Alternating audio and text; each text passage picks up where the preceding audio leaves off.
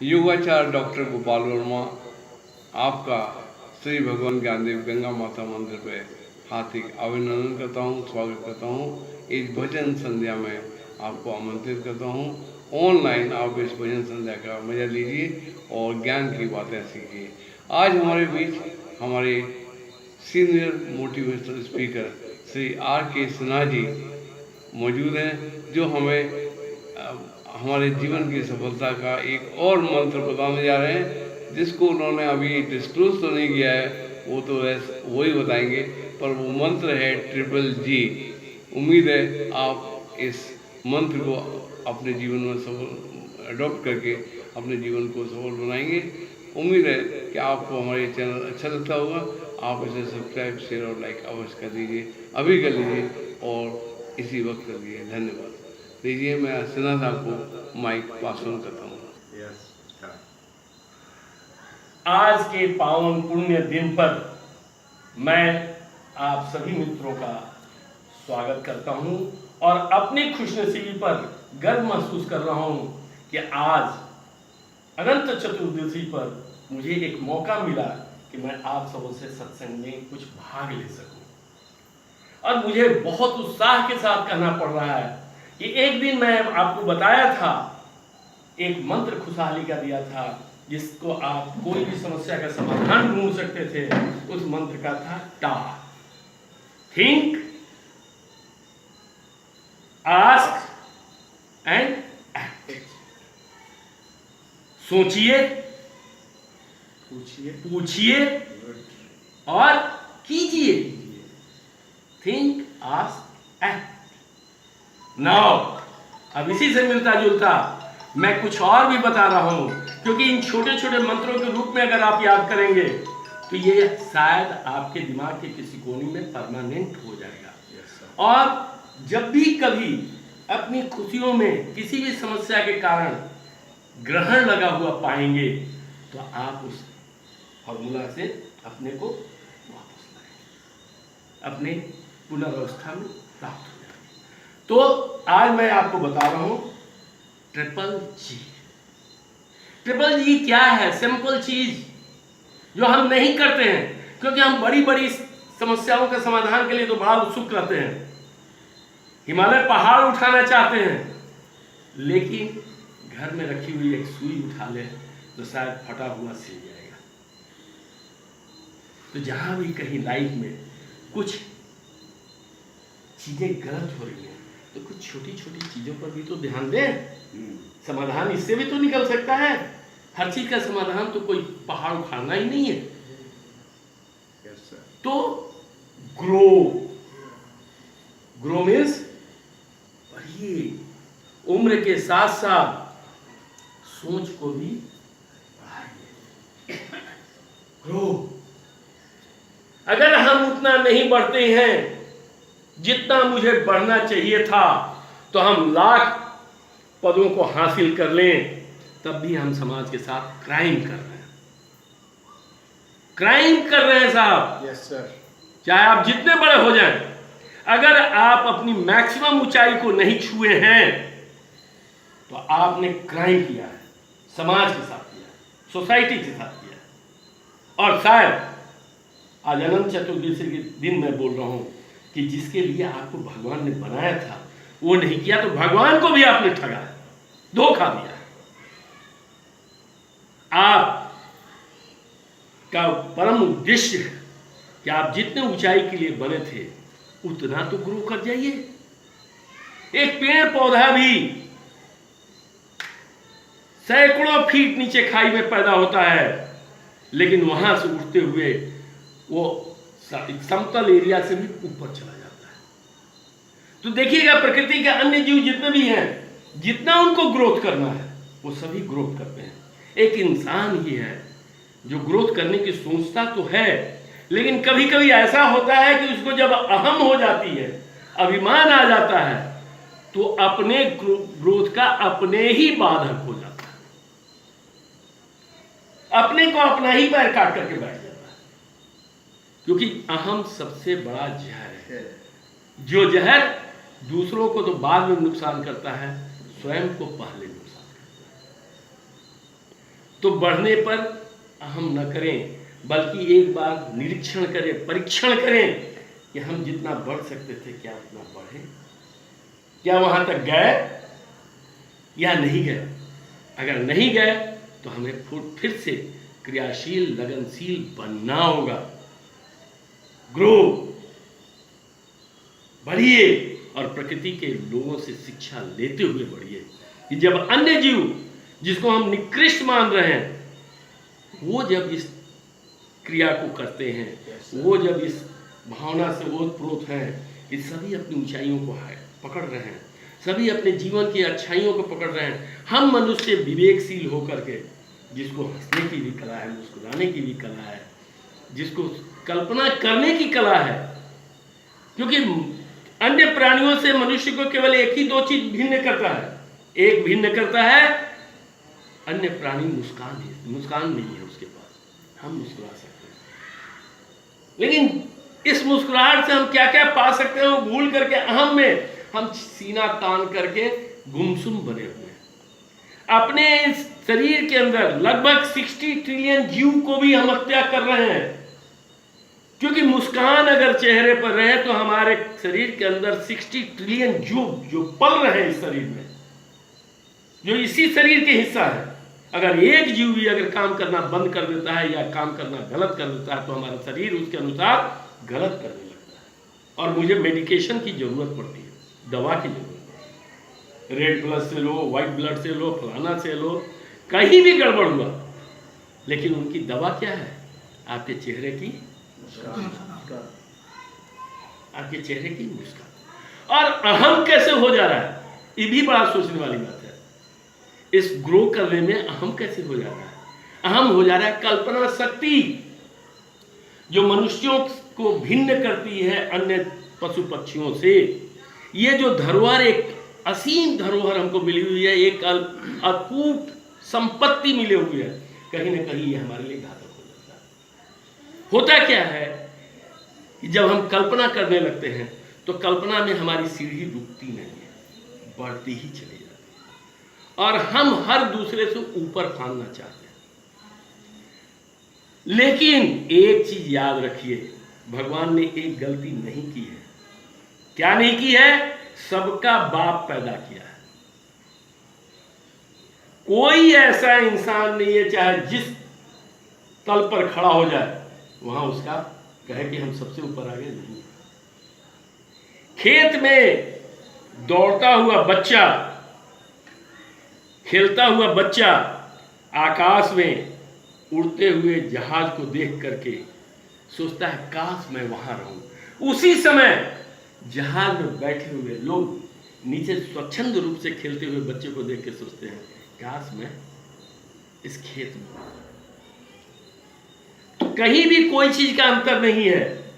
कल्पना में जो है आप अच्छी चीजों की कल्पना कीजिए। एक सर्कल, वृत्त, अगर आप लोग समझते हो, घेरा, अगर घेरे पर सब कोई खड़ा है तो सुख और भविष्य जो है सब कुछ केंद्र बिंदु पर लगा हुआ है। और केंद्र बिंदु कहां है?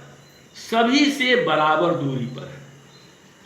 वृत्त पर खड़ा हुआ इंसान केंद्र बिंदु से सभी बराबर दूरी पर होते हैं, लेकिन मूर्खता बस क्या समझते हैं? समझते हैं आगे और पीछे।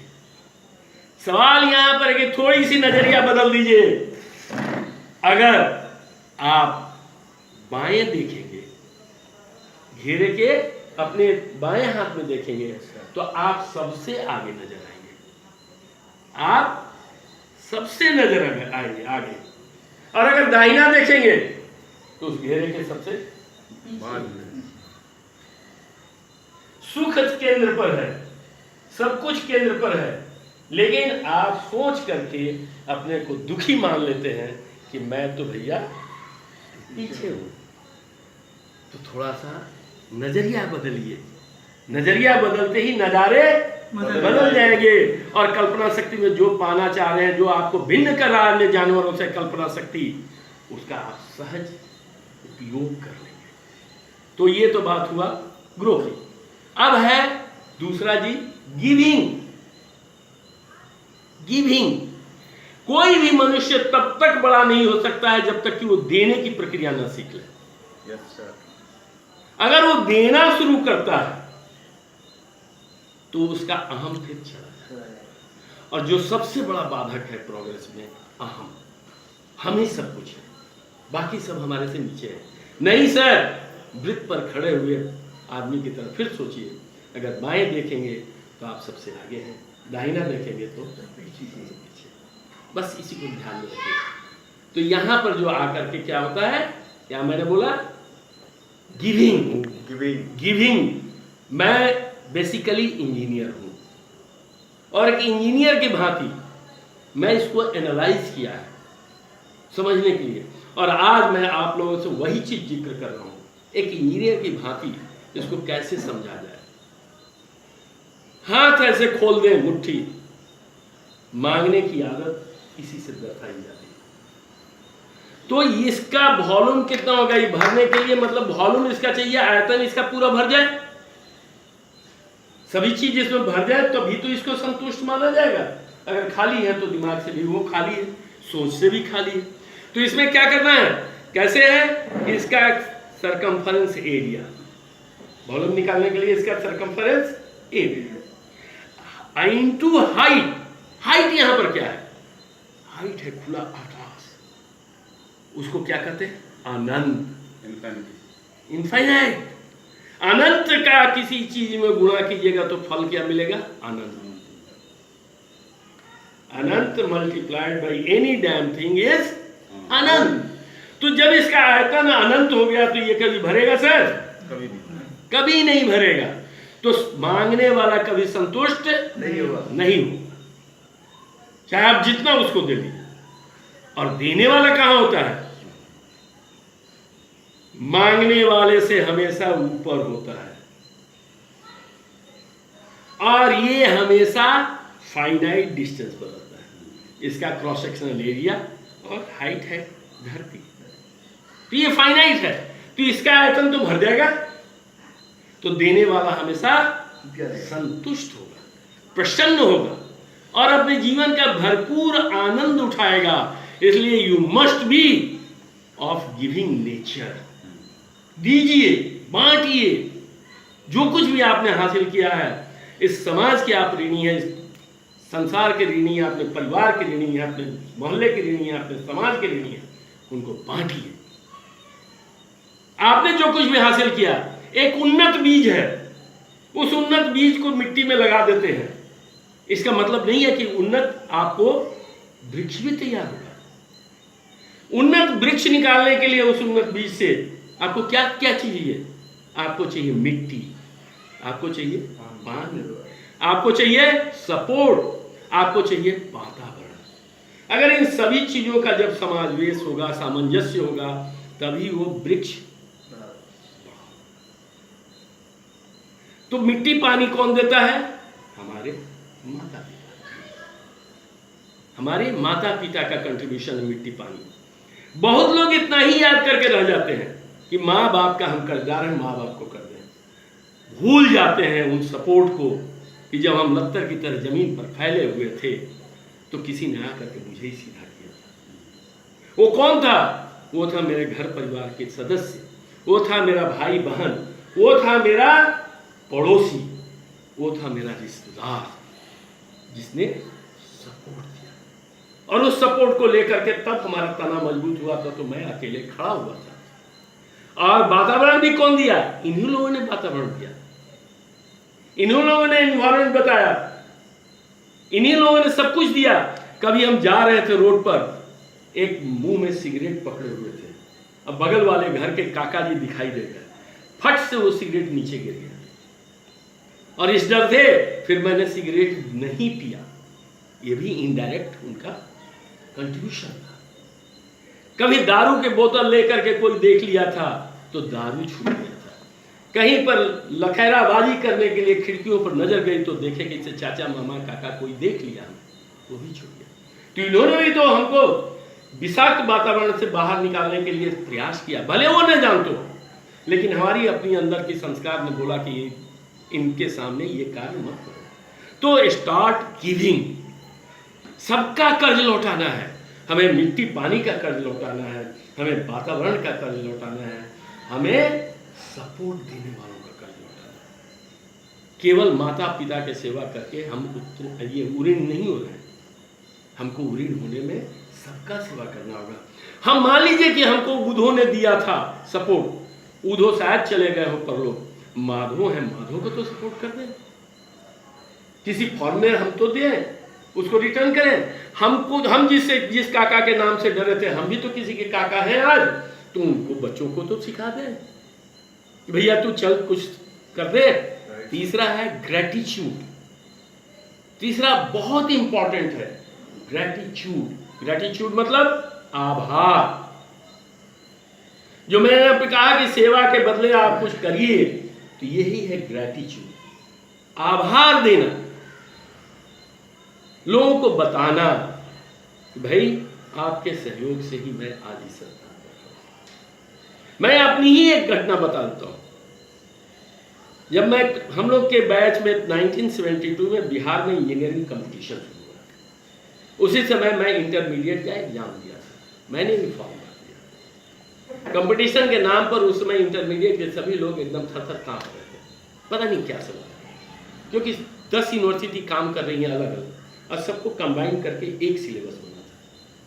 तो किसी को ये पता ही नहीं था कि क्वेश्चन किस सिलेबस से आएगा, क्या आएगा, क्योंकि बहुत से चैप्टर दूसरे सिलेबस यूनिवर्सिटी में पढ़ाई गई थी, बहुत से चैप्टर किसी और यूनिवर्सिटी में वो पढ़ा ही नहीं गया। तो ये बड़ा एक संकट का समय था। मैं एग्जाम देने गया, उस समय तक कि मेरी सोच थी कि failure is the worst thing, और वहीं से मैं अपना एटीट्यूड भी बदला। Failure is not a worst thing, failure is the thing जो हमको एक्सपीरियंस देती है आगे बढ़ने के लिए। मैं 2 पेपर का एग्जाम दिया, उसके बाद 1 घंटा का लंच पीरियड था, तीसरा पीरियड था मैथमेटिक्स। मैथमेटिक्स मेरा बहुत प्रिय सब्जेक्ट था। फिजिक्स केमिस्ट्री मैंने दिया, 1-1 घंटा का एग्जाम था, और उसमें मैं 50% से ज़्यादा नहीं कर पाया। ओनली 50% कंपटीशन एग्जाम में मैंने क्वेश्चन किया, और मैं निराश होकर के कि छोड़ो, अगर फेल कर जाएंगे तो बहुत खराब होगा, फेल नहीं करना है, इसलिए एग्जाम को ड्रॉप कर, मैथ का एग्जाम ही नहीं दिया। और मैं वहां से लौट आया, पटना में ये एग्जाम था, और करीब करीब मैं 2 किलोमीटर चला रहा था पैदल, अपने आप को कोसते हुए कि क्या मैं इस लायक हूं कि कंपटीशन में मात्र 50% का क्वेश्चन कर रहा हूं। पूरा कोसते हुए एक डिप्रेशन टाइप की स्थिति में मैं चला था। तब तक एक मेरा मित्र राजेंद्र, वो रिक्शा से जा रहा था, वो रुका, मेरा पुकार का नाम है रंजन, रंजन इधर कहाँ, एग्जाम इधर है, तुम जा रहे हो इधर। मैं कहा भैया मैं नहीं कर पाया, 50% ही मैं किया हूँ, मैं एग्जाम नहीं दूंगा, फेल हो जाऊंगा। बोला क्या बात करते हो, उतर गया रिक्शा से, चाय दुकान कोड़ी पर थी, चाय दुकान पर बैठ गया, आओ एक कप चाय पीते। चाय पीते समय बोला कि अच्छा एक चीज सोचे हो, तुमसे जो लोग तुम्हारे संसर्ग में थे, उम्मीद लगाए हुए थे, माँ बाप, टीचर, लेक्चरर, ये सब क्या कहेंगे कि भगेड़ू है, रणछोड़ है। अरे यार दे करके तो देखो, एक फेल्यूर होगा, अगला साल वो एग्जाम्पल तो मिलेगा कि हमको कैसे तैयार होना है। तुम फेल्यूर तुम इसको काहे मान रहे हो, इसी में तुम्हारा सक्सेस निहित है। मेरे लाख इनकार करने के बाद भी वो हाथ पकड़ा और मुझे रिक्शा पर बिठा करके में ले गए, और मैं मैथ का एग्जाम भी दिया, तो भी 50% नहीं हुआ। और जानते हैं मेरा सिलेक्शन हो गया, मेरा सिलेक्शन इंजीनियरिंग में एक अच्छे नंबर से हुआ, क्योंकि सारे यूनिवर्सिटी के जब सिलेबस अलग थे तो मैक्सिमम जो मार्क्स उठा नंबर 1 का वो 60% था, केवल 60% में वो फर्स्ट स्टूड कर गया बिहार में, and I also got the chance. तो ये है मतलब आपका कहीं ना कहीं रिटर्न अब कैसे देना है। तो मैंने बहुत दिनों तक नौकरी करने के समय बच्चों को बुला करके मैं पढ़ाता था और लोगों को बोलता था फेल्योर से मत करो, सामना करो। जो अभी कुछ पहले बात हुई थी हम लोग की टॉप, उसमें मैंने बोला था समस्या का सामना करो और अपनी बुद्धि को उस पर लगाओ। तीसरा, ये ग्रेटिट्यूड जो है, ये ग्रेटिट्यूड में सभी के प्रति आप धन्यवाद दें, सभी के प्रति आप अपना सद्भावना व्यक्त करें। आज हमारे साथ इतने लोग बैठे हुए हैं, अपना अपना कीमती समय हमको दे रहे हैं, तो ये भी आप लोगों का बहुत बड़ा आशीर्वाद है। क्योंकि जीवन में अगर कोई भी चीज़ देने में मूल्यवान है तो वो है समय। आपके हमारे पास समय बहुत ही लिमिटेड है, बहुत ही लिमिटेड है। इस समय को अगर कुछ चर्चा में हम खर्च कर रहे हैं तो इसका उपयोग जरूर करें, और इसका उपयोग करें अपने को सुधारने के लिए, समाज को सुधारने के लिए और स्व कल्याण के लिए, इस देश के कल्याण के लिए। धन्यवाद।